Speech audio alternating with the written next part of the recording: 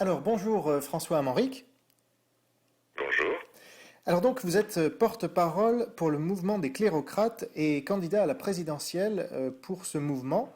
Alors il y a beaucoup de questions évidemment parce que le grand public ne vous connaît pas encore très bien, mais il va peut-être mieux vous connaître dans les semaines, dans les mois qui viennent, puisque apparemment vous seriez proche d'avoir les 500 signatures. Oui, tout à fait. On devrait déposer la totalité de nos signatures au Conseil constitutionnel mardi dans l'après-midi.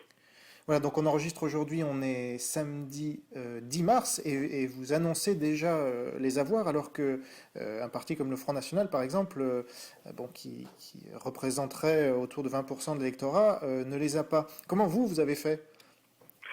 Alors d'abord, je suis très dubitatif quand j'entends le Front National dire qu'il n'a pas ses signatures. Je pense que ça fait partie comment dirais-je, des manœuvres pour faire parler de lui. Nous, on a fait, ça fait d'abord plusieurs mois qu'on travaille sur la recherche de signatures. En plus, en 2007, j'avais obtenu dans les 240 parrainages, et l'immense majorité des maires de petites communes qui nous avaient proposé ce parrainage ont re-signé pour cette fois-ci. Donc on n'est pas parti de zéro. D'accord. Et, oui, parce que vous faites un travail de longue haleine, vous existez depuis une vingtaine d'années, c'est ça? Oui, ça fait 20 ans qu'on travaille sur le système des clérocrates, et ça fait 20 ans qu'on sensibilise, on essaie de sensibiliser un maximum de personnes sur ce système politique. Et alors donc vous avez un mouvement, combien vous revendiquez de sympathisants ou de militants, je ne sais pas? Alors, on n'est pas un parti politique, on est un mouvement politique, on n'a pas d'adhérents, puisqu'on travaille avec des gens de tous bords, toutes tendances, toute personne qui estime que le système actuel ne marche pas de manière terrible et qu'il peut changer et qu'on peut trouver une autre solution, une alternative à la démocratie qu'on connaît actuellement. On est grosso modo un peu plus d'une centaine à y travailler régulièrement.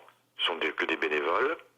Et ensuite, le reste, il y a une espèce de nébuleuse de personnes qui ponctuellement s'intéressent au système des clérocrates. Et alors, si je comprends bien, vous seriez la véritable surprise de cette élection présidentielle, puisque même parmi ce qu'on appelle les petits candidats, vous n'avez pas été invité dans les grands médias pour l'instant. On a vu Jacques Cheminade qui a annoncé avoir ses signatures, mais lui qui a été invité dans des grands médias comme Canal+ ou France Culture. Vous, est-ce que vous avez été invité déjà? Non, jamais. Et c'est vous qui avez refusé ou pourquoi? Alors, j'ai refusé beaucoup d'émissions, essentiellement à la télévision, parce que c'était plus, comment dirais-je, je ne vais pas dire pour faire le clown, mais pas très loin. C'était le candidat qui veut jouer à pile ou face les élections présidentielles. Donc toutes ces propositions, je les ai refusées parce que je suis pas là pour faire le clown, tout simplement. Les émissions où j'aurais pu expliquer ce qu'était la clérocratie et le système, là j'y serais allé volontiers. Je l'ai fait pour certains journaux, pour certaines radios, mais j'ai refusé toute proposition au niveau de la télévision à cause de ça. Oui, vous pensez que la télévision n'est pas apte à communiquer un message démocratique? C'est-à-dire que si c'est pour s'amuser avec ce système, non, ça sert à rien, parce que je suis pas là pour faire rire les gens. Je suis pas là pour permettre aux télévisions d'avoir de l'audience. Moi, j'aurais accepté des émissions si ça avait été pour expliquer le système, mais pas autrement. Et comme on m'a proposé essentiellement des émissions dites comiques, Ah oui. enfin, ou qui veulent l'être, donc pour moi, c'était non chaque fois. En effet.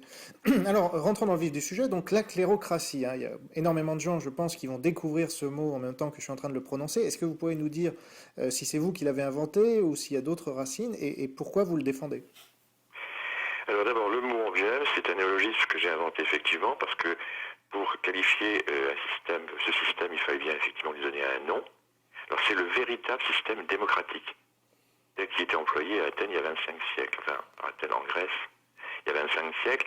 J'ai pas repris le mot démocratique parce que c'est un mot qui est tellement galvaudé qu'il veut plus rien dire, et puis réinventer la démocratie, ça n'avait pas de sens. Alors le mot vient du clérotérion, qui était une machine qui servait autrefois en Grèce pour désigner par le sort les élus. Donc il y a cléro de clérotérion et puis cratie pour le pouvoir. Et ça signifie, parce que démocratie, on sait, c'est le pouvoir du peuple, et donc clérocratie, c'est le pouvoir à celui qui est tiré au sort, c'est ça? C'est ça, oui, tout à fait. D'accord. Alors, on connaît bien sur Enquête et Débat un des défenseurs de ce système qui s'appelle Étienne Chouard. Et j'imagine que vous êtes proche de lui. En tout cas, il a parlé d'un de vos livres, notamment. J'ai vu ça sur votre site. Oui, je connais bien Étienne Chouard, enfin, je connais bien Étienne Chouard, oui. J'ai rencontré Étienne Chouard, on a passé une après-midi à discuter ensemble de démocratie, de clérocratie. Euh, mais effectivement, c'est une personne que je connais qui soutient elle aussi le tirage par le sort. Et est-ce qu'il soutient votre candidature?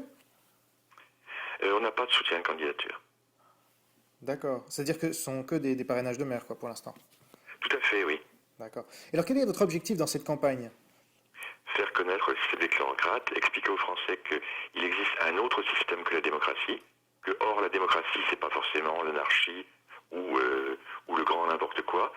Hein. Il peut y avoir un système qui est la clérocratie, qui garde les grands acquis de la démocratie, mais qui en supprime la plupart des inconvénients qu'on connaît aujourd'hui. C'est-à-dire? Eh ben, en fait, d'avoir créé une caste politique, hein, qui régit en fait le pays et qui se repasse le pouvoir, enfin, qui se reprend le pouvoir une fois à droite, une fois à gauche. C'est plus c'est plus la politique, c'est quasiment du ping-pong. Ce que de plus en plus de gens appellent l'oligarchie, vous partagez ce terme? Ben, c'est de l'oligarchie de toute façon. Ouais. Et est-ce que l'oligarchie est la tendance naturelle de la démocratie représentative alors? Ben, si vous voulez, je crois que c'était Platon ou Socrate qui disait que la nature de la démocratie c'est le tirage au sort et que l'élection par les urnes c'est de l'aristocratie. C'est exactement ce qu'on a actuellement. On a une aristocratie politique. Alors vous avez les postes qui se passent de père en fils ou en fille d'ailleurs, entre copains, entre amis, on se refile les postes. Une personne qui a un poste actuellement dans le système, elle trouve normal de le donner à quelqu'un. Quand vous votez, c'est pas pour qui vous voulez, mais pour la personne que le parti vous présente. Mhm. Il y a une présélection. Oui. Pardon? Il y a une présélection, oui. Oh, c'est pire qu'une présélection. Ce sont des rentes qui sont données, ce sont des charges qui sont données et qui viennent quasiment héréditaires. Bon. Et alors, une fois qu'on a dit ça, est-ce que c'est réaliste? Parce que ça voudrait dire qu'il faudrait renverser tous ces gens qui sont au pouvoir. Comment on fait concrètement? Alors, il y a deux choses. Il faut déjà apprendre aux gens que ça existe, leur expliquer que ça existe et montrer la cohérence du système. Ça, c'est une première démarche. Je ne pense pas qu'on puisse changer un système politique en l'espace de 10 ou 20 ans. Il faut beaucoup de temps. Même avec les moyens modernes, il faut du temps pour habituer les gens, en leur expliquant qu'il y a une autre possibilité. Bon, pour moi, il n'est pas question de descendre dans la rue et faire la révolution, parce que les révolutions n'ont jamais été faites par le peuple. Elles ont été faites en son nom, mais en général au bénéfice d'un petit groupe qui a mené cette révolution. Donc moi, dans un premier temps, c'est apprendre aux gens, leur dire ça existe, leur dire voilà, c'est une possibilité. Et ensuite, on pourra travailler sur la mise en place de la clérocratie. Et alors, pour qu'on comprenne bien, vous mettez, j'imagine, comme Étienne Chouard, un certain nombre de limites aux personnes qui peuvent être tirées au sort. C'est-à-dire qu'il faut qu'elles soient volontaires. Et puis, il y a peut-être des examens à faire passer aux gens, un minimum. Parce que si on tombe sur un fou, vous savez, c'est toujours, vous avez dû avoir cette objection des centaines de fois déjà. Oui, la fameuse objection Hitler. Ah oui? Ah, même si lui, il a été élu, par contre. Oui, voilà, c'est ça le problème souvent, c'est que beaucoup de gens ne savent pas que Hitler a été élu de manière parfaitement démocratique. Bon, immédiatement après, il a supprimé la démocratie. Mais c'est vrai que dans le système des clérocrates, il y a effectivement une sélection qui est faite pour éliminer ou écarter, disons, des gens qui ne seraient pas aptes à faire leur travail, en fait. Mhm. Et alors, vous y prenez comment? Alors, c'est relativement simple, un peu comme dans la vie, vous avez des gens qui partent forcément au niveau de la base. On rentre en politique au niveau d'une commune, déjà. Pendant 4 ou 5 ans, on travaille dans cette commune, donc on a une formation, puisque on travaille disons 5 ans pour la commune, et ensuite, pour passer au niveau du canton, eh bien, on réunit la totalité des personnes qui constituent le canton, enfin je parle des élus, ça représente 20-30 personnes, qui se connaissent puisqu'ils ont travaillé ensemble. Et de ces 30 personnes, les 30 en choisissent, disons, 5 par vote à bulletin secret, les 5 qui leur semblent les plus compétentes pour exercer un poste supérieur. Et de ces 5, il y en a une seule qui sera tirée au sort pour, occuper ce poste. Est-ce que ça veut dire qu'un pays comme la France de 65 millions de personnes peut être géré de manière clérocratique, selon vous? Tout à fait. C'est un système qui est parfaitement cohérent, c'est-à-dire qu'on peut très bien le faire. J'ai un certain nombre d'exemples qui peuvent le montrer. Il existe en France un syndicat qui représente pratiquement 1 million de personnes et qui est dirigé par des personnes qui sont tirées au sort. Ah bon? De quel syndicat s'agit-il? Alors c'est le Conseil supérieur de la fonction militaire. Ah oui. En 1969, il a fallu, après les événements de 68, et on s'est dit que les militaires devaient être aussi représentés. Alors dans des pays comme l'Allemagne ou la Hollande, ils sont syndiqués. La France ne le voulait pas. Donc ce qu'ils ont fait, c'est pas compliqué. Ils ont mis une structure syndicale et toutes les personnes qui étaient donc dans cette structure étaient tirées au sort. Et ça marche depuis 1969, ça marche de manière remarquable. Et personne ne le sait, parce qu'en plus, c'est vraiment paradoxal d'avoir la structure peut-être la plus hiérarchisée au monde qui pratique le tirage au sort. Oui, mais c'était le seul moyen pour eux qu'il n'y ait pas de syndicat dans le sens où on l'entend, avec une politisation, avec des élections, des gens qui allaient éventuellement faire la surenchère comme ça se produit actuellement. C'est pour ça qu'ils ont pris cette formule. Et donc ça veut dire qu'un simple sous-officier peut diriger ce syndicat? Alors, il y a donc une pondération qui est faite entre officiers et sous-officiers, entre les armes, terre, air, mer, entre les retraités, les actifs, etc. Et effectivement, ils sont là pour représenter, un simple sous-officier va représenter les sous-officiers. Les officiers inférieurs sont représentés par un officier, un grade en dessous de capitaine, les officiers supérieurs par un grade au-dessus de capitaine, etc., etc. Est-ce qu'il y a un système de régulation? Parce que on connaît quand même la séparation des pouvoirs en démocratie, théoriquement. Est-ce que dans la clérocratie, il y a aussi une séparation des pouvoirs? Ah oui, mais absolument. Et puis elle sera faite, si vous voulez, elle est de fait la séparation des pouvoirs. Parce qu'actuellement, tout le pouvoir est de plus en plus, ce qui est, je trouve, un peu dramatique, devient détenu par une seule personne, quasiment une seule. Parce qu'il y a une recherche de pouvoir, alors qu'en clérocratie, il n'y a pas de pouvoir. La personne qui est élue par le système des clérocrates, on lui donne une mission, elle a un pouvoir pour cette mission, et quand cette mission est terminée, c'est quand son temps d'exercice est terminé, elle n'a plus de pouvoir. Donc elle ne peut pas rechercher encore plus de pouvoir. Et puis en plus, elle ne peut pas le passer à quelqu'un d'autre puisque ça ne lui appartient pas. Elle ne sera élue qu'une seule fois, à un seul poste. Donc il n'y a pas, si vous voulez, ce besoin d'avoir encore plus de pouvoir pour conforter son propre pouvoir, ce qu'on voit actuellement. Mais est-ce que ça permet à un grand pays, encore une fois comme la France ou d'autres, d'être stable politiquement? Parce que bon, quand on élit quelqu'un, même s'il ne tient pas forcément ses promesses, au moins on voit la direction dans laquelle on va. Là, ça serait assez instable, a priori, puisque ça changerait un peu à chaque fois qu'il y a un nouveau tiré au sort, non? Non, parce qu'il y a un deuxième volet qui est aussi important de la clérocratie, dont je n'ai pas parlé, c'est le fait que les grandes orientations politiques du pays sont, sont le fait du pays en lui-même. Je m'explique. En clérocratie, tous les 2 ou 3 ans, il y aura des référendums qui seront organisés pour demander au pays, enfin, à l'ensemble des citoyens, quels sont les 10 plus grandes objectifs que les élus doivent mettre en place. On arrive là dans une véritable démocratie. C'est le peuple qui dit voilà mon programme, et non pas actuellement les hommes politiques qui disent voilà ce que je vous propose. Donc on va inverser le système. Ça c'est le premier point. Et le deuxième, et ce sera plus stable au contraire, parce que si vous voulez, actuellement quand vous êtes de droite et qu'il y a une idée de gauche, a priori le jeu c'est de démonter l'idée ou de se l'approprier. Parce qu'on recherche absolument le pouvoir, on essaie de prendre le pouvoir à quelqu'un. Alors qu'en clérocratie, vous ne cherchez pas à prendre le pouvoir, ça ne sert à rien, vous ne l'aurez pas de toute façon. Donc une idée pour vous, elle est bonne ou elle n'est pas bonne. Mais elle ne dépend pas de l'étiquette politique. Donc on sera encore plus stable à mon avis. Et alors, quand même, vous connaissez le système suisse de démocratie directe. Il y a un certain nombre d'éléments dont vous parlez. Là, par exemple, le fait de ne pas voter pour une personnalité ou pour la gauche ou la droite, mais pour une idée. Ça permet de Oui, rassembler des gens qui sont autrement dans des camps opposés, a priori. Euh, oui. Vous avez, j'imagine, étudié ce système. Qu'est-ce que vous en pensez?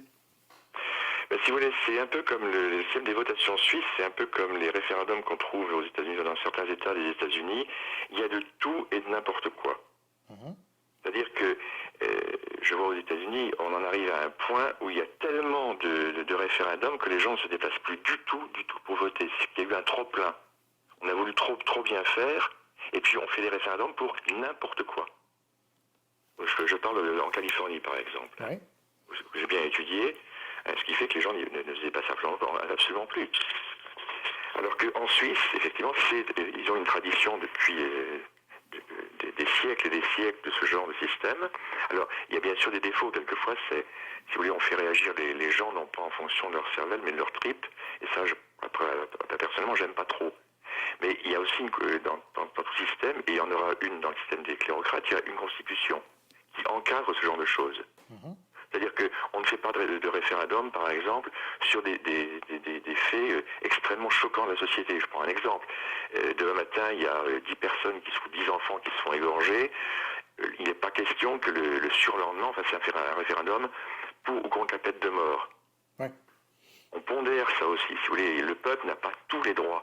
Le peuple, il est comme tout le monde, il doit avoir des droits et des devoirs.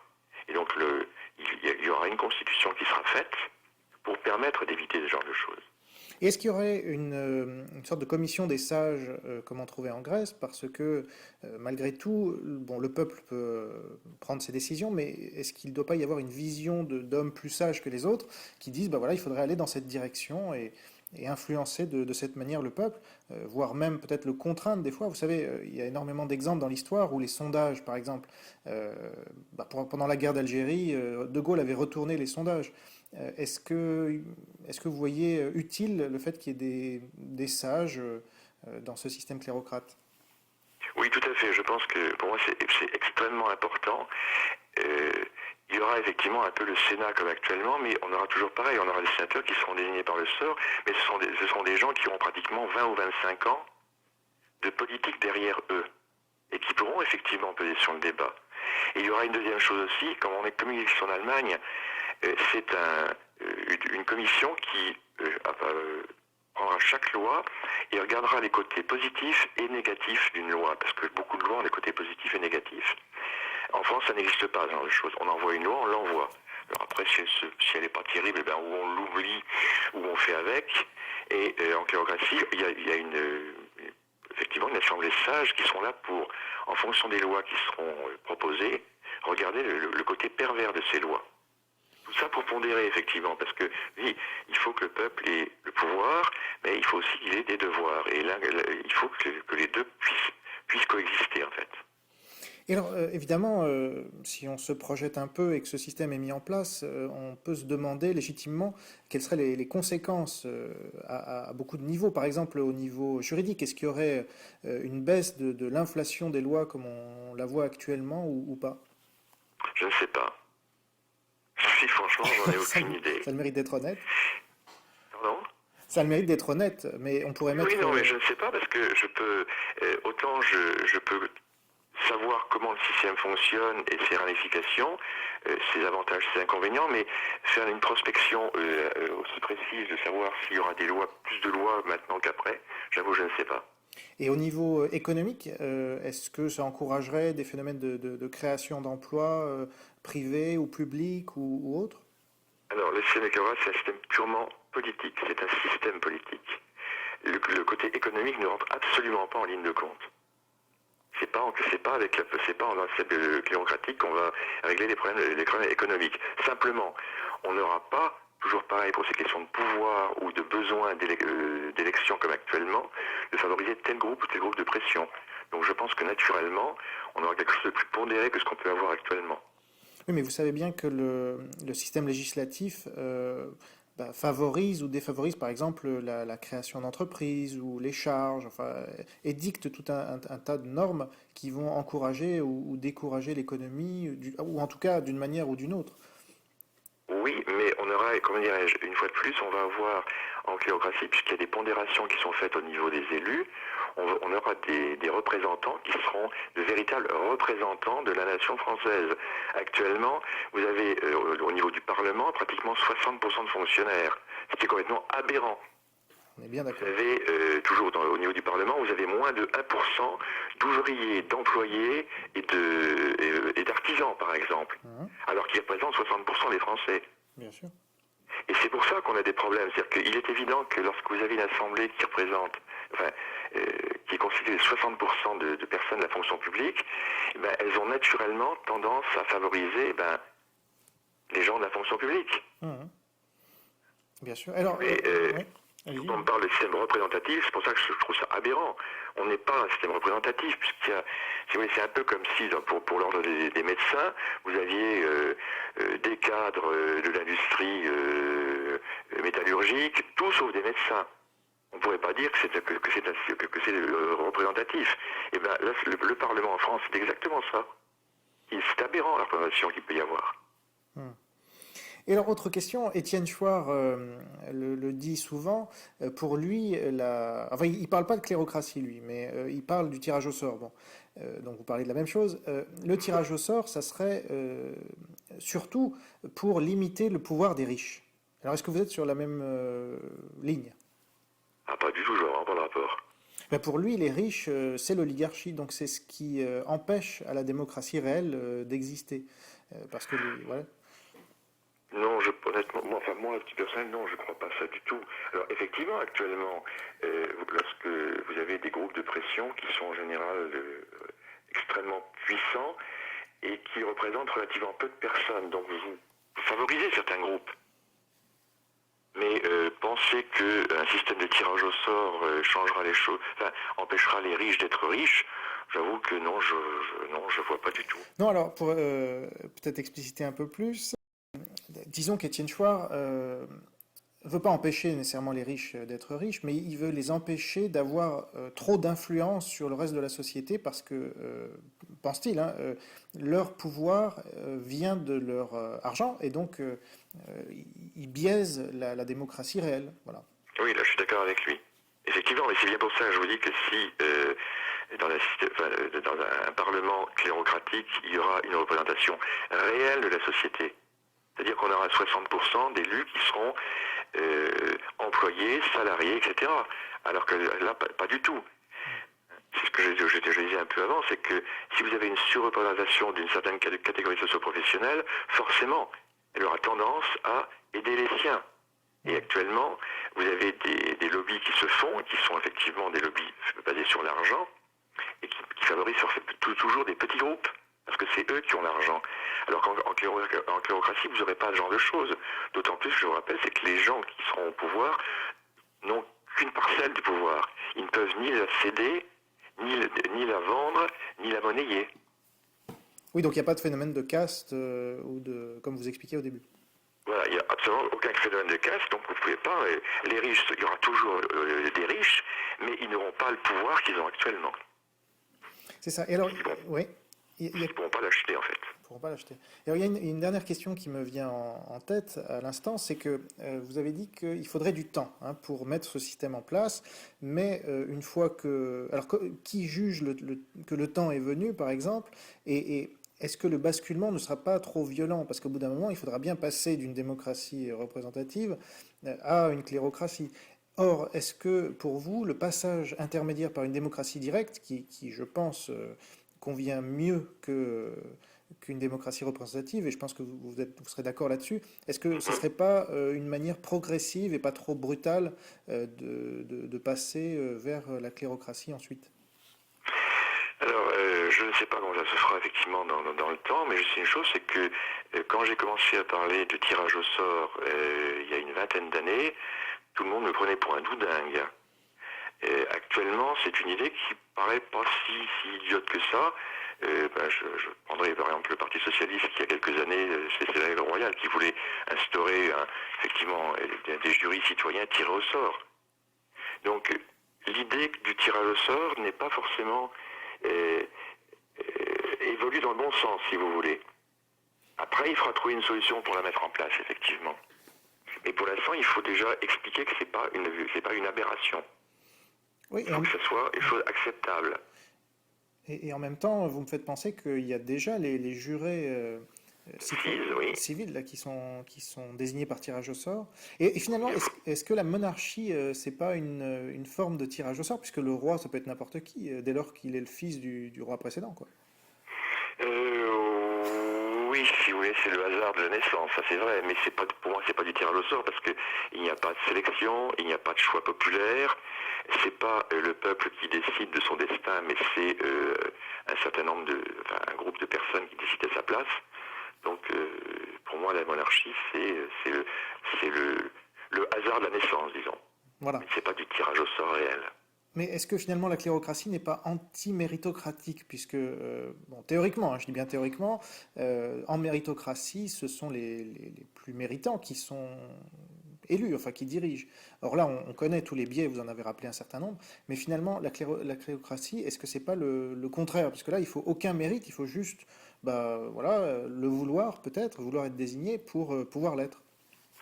Non, pas du tout. Il faut beaucoup de mérite parce qu'il faut pouvoir avoir effectivement fait travailler pendant, je reprends ma base là, travailler pendant 5 ans au service d'une commune, donc ça n'est pas rien. Et ensuite, il faut être capable d'avoir été considéré par ses pairs comme un des meilleurs pour le poste supérieur pour être tiré au sort. Et si on est tiré au sort, on recommence à zéro. C'est-à-dire que c'est une formation progressive de l'homme politique, puisqu'il va partir de la commune, canton, département, région, etc., etc. Et chaque fois, il sera quelque part jugé sur son travail. Donc ça sera vraiment du mérite. Actuellement, il n'y a pas beaucoup de mérite pour certains qui sont sortis d'une grande école, si ce n'est d'avoir effectivement intégré cette grande école. Ou certains qui, ou certaines qui sont la fille de Jean-Marie Le Pen, d'arriver comme d'arriver comme président d'un parti, ou d'autres parce qu'ils sont le fils ou la fille d'eux, ou l'ami d'eux, etc., etc. En clérocratie, c'est le mérite qui compte, effectivement. J'ai bien géré ma commune, les personnes qui ont travaillé avec moi pensent que je suis capable de bien gérer le canton, donc ils me proposeront pour gérer le canton, et là-dessus, je serai peut-être désigné par le sort. J'ai travaillé pour mon canton pendant 5 ans, 5 et 5, ça fait 10 ans déjà. Je passerai éventuellement à l'échelon supérieur. C'est vraiment au mérite. Vous voyez, c'est un peu comme dans l'entreprise. Vous travaillez dans une entreprise, vous commencez par le début, et puis on estime que vous êtes capable de prendre le poste supérieur, on vous le propose, etc., etc., jusqu'au jour où... Mais est-ce que vous ouvrez ça uniquement à ceux qui ont travaillé dans la commune ou, par exemple l'ouvrier ou le chef d'entreprise, eux, ils ont travaillé aussi et après tout, ils pourraient être désignés par leur père aussi. Donc pourquoi nécessairement la commune? Est-ce que vous fermez à ce mode de désignation? Non, quand je dis la commune, c'est que tout un chacun peut dire, voilà, j'ai l'intention de consacrer un peu de temps il y a des centaines de milliers de Français qui travaillent à titre bénévole pour que ce soit en politique, que ce soit en culturel, dans le secteur sportif, et qui consacrent un certain nombre de temps. Bon, ben là, c'est pareil. Et puis après, il y a des gens qui se diront, ben moi, je veux continuer. Alors, je serai je serai désigné ou pas, mais je veux continuer. Et c'est pour ça que moi je parle uniquement au niveau politique. L'entreprise, c'est autre chose. Oui, parce que moi, si je prends mon cas personnel, ou celui de beaucoup de chefs d'entreprise qui travaillent 70, 80 ou 80, ou les agriculteurs, tiens, la durée de temps de travail d'un agriculteur, c'est 80 heures par semaine. Lui, il n'aura pas le temps d'aller faire du bénévolat dans une commune, hein. Alors, est-ce que vous excluez pas tout un pan de la société par ce biais? Alors, je vais revenir sur les agriculteurs. Dans les années 60, la majorité des personnes des conseils municipaux dans les petites communes et la majorité des maires étaient des agriculteurs. Donc, ils trouvaient du temps. Oui. Alors, c'est vrai que vous travaillez 80 heures par semaine, vous n'aurez pas le temps d'eux. Ça, c'est parfaitement vrai, mais ça, que voulez-vous vivre? Actuellement, vous n'auriez pas le temps d'eux non plus, donc ça ne change rien. Une chose aussi pour moi est importante à souligner, la clérocratie ne réglera pas tous les problèmes. C'est pas une recette miracle, mais disons que c'est un net mieux par rapport à ce qu'il y a actuellement. Bah écoutez, très bien, il y aura encore des dizaines de questions, mais on va, je pense, arrêter là. À moins que vous vouliez rajouter quelque chose, mais...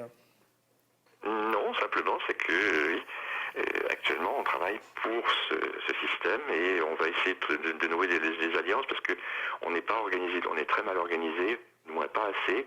Donc on va essayer de se structurer de manière un peu plus importante à partir du mois de mai-juin pour pouvoir présenter des personnes. La prochaine fois, on va se baser sur les élections européennes pour pouvoir présenter des listes européennes.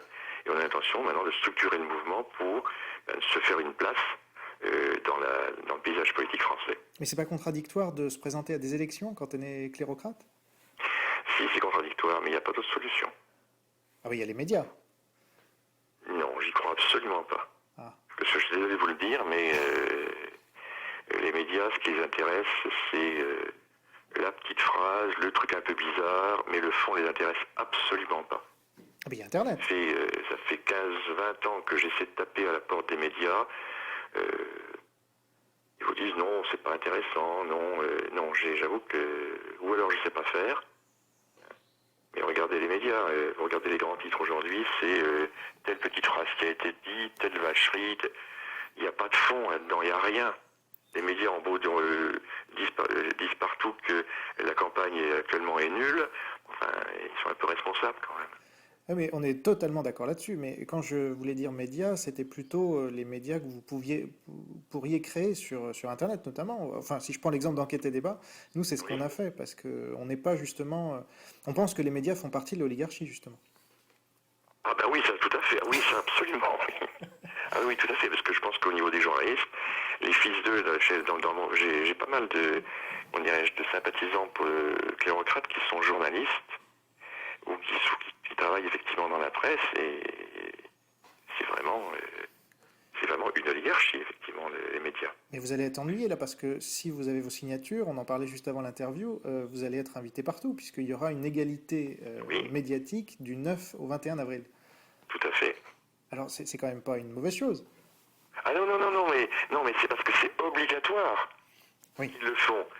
Si vous voulez, moi, ce que j'aimerais, c'est trouver des journalistes ou des gens comme vous qui regardent le système en lui-même en disant bien, pas bien, mais au moins discuter du système plutôt que de s'accrocher juste au tirage au sort, et, au pile ou face, des choses pareilles, c'est-à-dire qu'ils favorisent la forme sur le fond. Le fond, ça n'existe pas. Et je trouve ça extrêmement dommage. Je pense que le rôle des médias, ça serait ça en fait, d'expliquer aux gens. Actuellement, on vous dit, on regarde les grandes annonces des candidats, ben, on regarde que l'annonce. On développe rarement ce qu'il y a en dessous. Ah ouais, ben on est tout à fait d'accord là-dessus, c'est pour ça qu'on existe, donc j'espère qu'on aura permis à beaucoup de gens de vous découvrir, et puis si vous avez vos signatures, alors là, ça sera carrément le grand public qui sera amené à vous découvrir, et donc c'est tout ce qu'on vous souhaite. Eh ben, c'est extrêmement gentil. Merci beaucoup d'avoir accepté notre interview, François Amanric, et donc je vous dis à très bientôt. D'accord, merci beaucoup à vous. Merci. Au revoir. Au revoir.